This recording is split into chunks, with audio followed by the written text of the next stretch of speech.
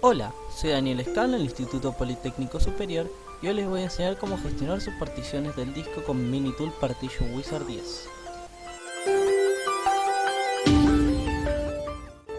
Comencemos explicando qué es un disco.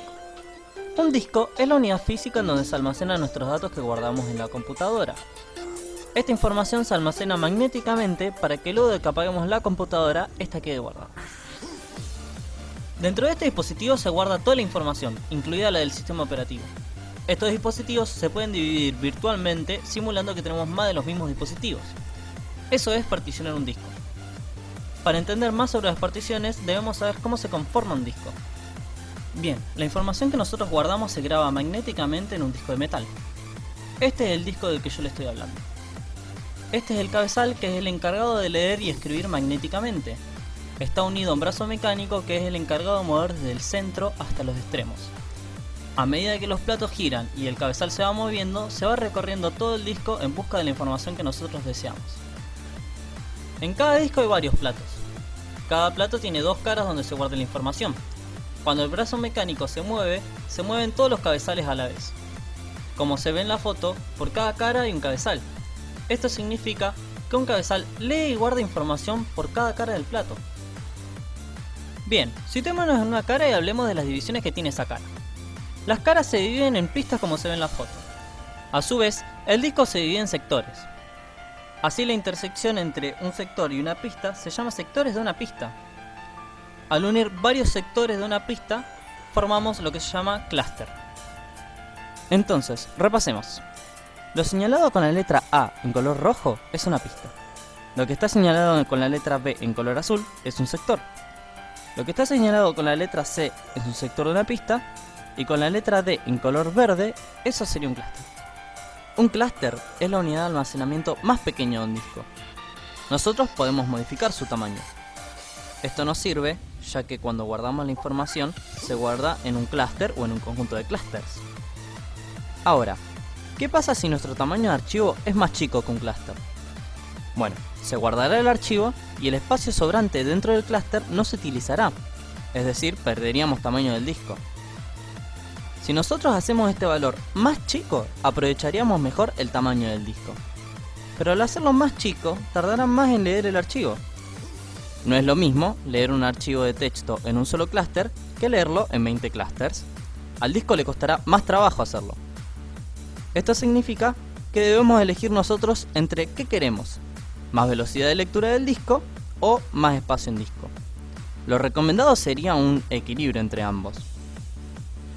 Volvamos a lo que eran las particiones. Imaginemos que nuestra información se guarda en una sola tira. Bien, lo que nosotros hacemos al particionar un disco es dividir esa tira. Así decimos que desde el principio hasta donde nosotros marcamos va a ser una partición, y desde donde nosotros marcamos hasta el final va a ser otra partición. Existen varias razones para qué querer particionar un disco. Lo más común es tener dos particiones, una para el sistema y otra para los datos. Se suele hacer esto ya que cuando un virus ataca el sistema operativo. Si es que lo logra dañar, dañará solo la partición en la que se encuentra, por lo que si se quisiese recuperar los datos de la otra partición, se podría hacer fácilmente. Otra ventaja que te da particionar el disco es poder tener múltiples sistemas operativos en el mismo disco. Esto es así porque cada sistema operativo debe tener su propia partición. Es decir, si particionamos un disco podemos instalarle alguna distribución de Linux con Windows o varias distribuciones de Linux, por ejemplo. Algunas cosas a tener en cuenta de las particiones. Existen dos sistemas de discos, el MBR y el GPT. Depende de qué sistema de disco tenga tu computadora, será diferente la cantidad de particiones que se pueden hacer. Luego veremos una herramienta para poder ver cuál de los dos sistemas usa tu disco. En el caso del MBR, se pueden tener como máximo 4 particiones primarias, o 3 particiones primarias y una extendida en la que se pueden tener infinitas particiones lógicas. Sobre lo dicho anteriormente, las particiones primarias son aquellas desde las que la computadora puede iniciar, es decir, en las que puede haber un sistema operativo. Esto significa que si se quiere particionar un disco para luego instalarle un sistema operativo, la partición debe ser primaria. Una partición extendida Es una forma de evadir el límite de particiones que nos imponen los discos MBR. Dentro de una partición extendida se pueden crear tantas particiones lógicas como usted quisiese. Las particiones lógicas solo permiten almacenar datos. Es decir, que en una partición lógica no puede ir un sistema operativo, pero sí todos los datos que queramos meter ahí adentro. También otra limitación de los discos MBR es que no se puede manejar un disco con más capacidad que 2 TB. Aquí en la foto, como pueden ver, puse de ejemplo una división de un disco MBR. Como pueden ver, tiene 3 particiones primarias, que son las que están en verde, y una partición extendida. Dentro de la partición extendida se pueden tener infinitas particiones lógicas. Yo ahí puse 3 particiones lógicas. El sistema de disco MBR está siendo reemplazado por el GPT. En este prácticamente se rompen todos los límites que el MBR imponía. Los límites de particiones desaparecen, además de que puede manejar discos con mucha mayor cantidad de información. Otro tema importante es los sistemas de archivos. Estos definen cómo se organizan los archivos dentro del disco. El sistema de archivos que utilizaba Windows XP era FAT32. Luego, los sistemas operativos Windows comenzaron a utilizar el sistema de archivos NTFS. Linux usa normalmente EXT, generalmente ext4.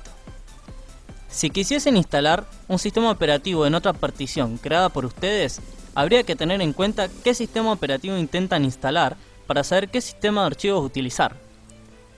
Bueno, con esto hemos terminado la teoría, ahora vamos a pasar a la práctica.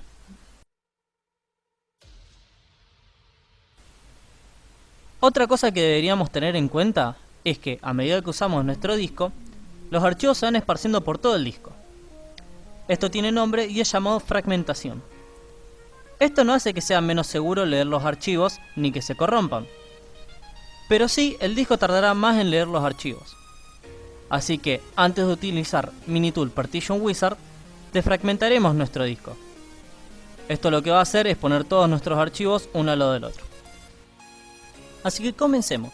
Lo que tenemos que hacer es ir a inicio, escribir la palabra defragmentar y clicar en la herramienta de Windows llamada defragmentar y optimizar unidades. Una vez abierto el programa nos proveerá una interfaz como esta. Allí adentro seleccionamos la primera unidad de almacenamiento que aparece ahí y presionamos en analizar. Una vez que haya terminado de analizar, presionamos en optimizar. Esto es un paso que puede llegar a tomar varios minutos, así que voy a hacer un corte y ya vuelvo. Una vez que ya haya terminado de fragmentar esa unidad, hacen el mismo procedimiento anterior con las demás unidades que les aparece ahí. Seleccionan la segunda, presionan analizar y luego en optimizar.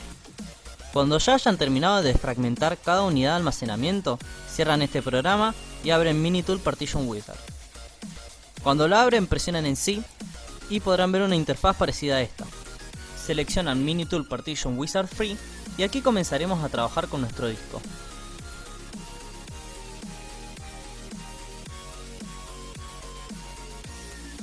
Lo primero y más importante es saber dónde podemos localizar toda la información de nuestro disco. Bueno, aquí se puede ver qué sistema de disco utilizamos, en mi caso es un disco de MBR. Cada división de esta tira es una partición. El espacio en gris es espacio sin asignar, es decir, el espacio que no se está utilizando. Como pueden ver, en mi caso ya tengo bastantes particiones. Tengo una de Windows, que es esta, y otra de Linux, que es esta. Si hacen clic derecho en el disco y seleccionan propiedades, les aparecerá una pestaña con información del disco. La que nos importa es la que dice bytes per sector o bytes por sector, que como dije antes es el tamaño de un sector de una pista. Aquí se puede ver qué sistema de archivos utiliza esa partición. Si hacemos clic derecho en una partición y presionamos en propiedades, veremos la información de esa partición. La que nos interesa es en donde dice File System Info, donde dice Sectors per Cluster, que en mi caso es 8. Esa es la cantidad de sectores que conforman un clúster en esa partición. Bueno, ahora pasemos a la gestión de nuestras particiones. Importante, antes de efectuar cualquier cambio es recomendable hacer un backup de toda nuestra información, para no perder nuestra información más importante. Bien, ahora, para deshacer una partición, se selecciona la partición que se quiere borrar. Yo voy a seleccionar esta partición. Apretamos en clic derecho y se selecciona eliminar. Una vez ya eliminado, presionamos en aplicar. Esto transformará la partición en espacio no asignado. Aparecerá un cartel que nos dice que para aplicar estos cambios debemos cerrar todas las demás aplicaciones. Las cerramos y le damos en sí. Una vez que termine, se aplican los cambios, es decir, ese espacio pasa a ser espacio no asignado. Para crear una partición, seleccionamos el espacio no asignado, hacemos clic derecho y presionamos Create o Crear. Bien, esta parte es importante ya que nos pide bastante información.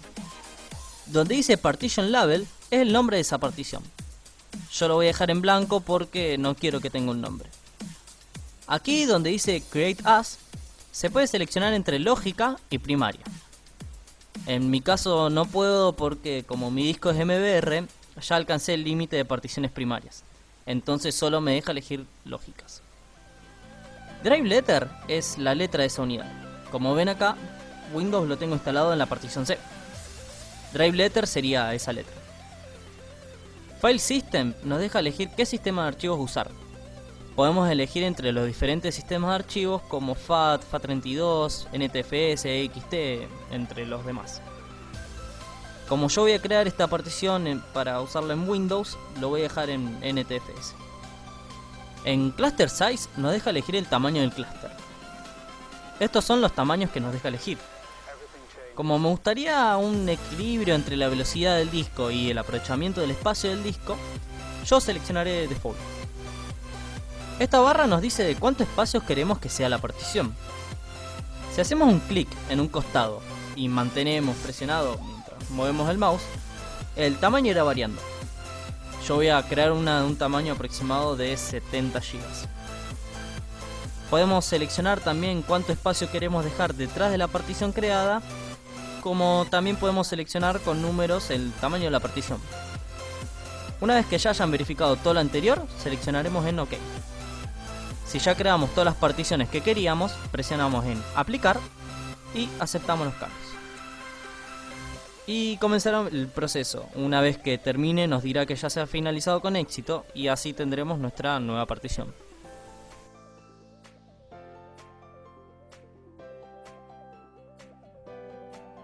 Otras cosas que se pueden hacer con las particiones ya creadas es aumentar el espacio y disminuir su espacio. Para poder hacer esto, debemos seleccionar la partición de la que queremos aumentar el espacio. Hacemos clic derecho y presionamos en Move Resize. Acá se puede extender el espacio y disminuir el espacio. Hay que tener cuidado si en esa partición tenemos información, ya que podríamos quitarle más espacio del que tiene ocupado. Si queremos extender, estiramos un costado hasta donde queremos extender. Cabe mencionar que para extender una partición, debe haber espacio sin particionar al lado de esa partición, si no, no se podrá extender esa partición. Una vez que ya elegimos el nuevo espacio, presionamos en aceptar, aplicamos los cambios, le damos que sí, comenzará el proceso y una vez terminado nos aparecerá un cartel, le damos en OK y los cambios ya estarán aplicados. De la misma forma se puede disminuir el espacio de una partición. Puede pasar que al efectuar alguno de los cambios que hemos hecho en todo este video, nos pida que reiniciemos la computadora para efectuar los cambios. Si ese es su caso, no tengan miedo, cierren todo y reinicien la computadora. Se le iniciará con una pantalla negra y efectuará todos los cambios. No hay ningún problema al hacer eso, así que no tengan miedo en hacerlo. Es muy importante que no desenchufen la computadora ni la apaguen mientras se realiza ese proceso, porque puede dañar su disco permanentemente. Y bueno, hasta aquí hemos llegado, espero que les haya servido este video tutorial. Adiós.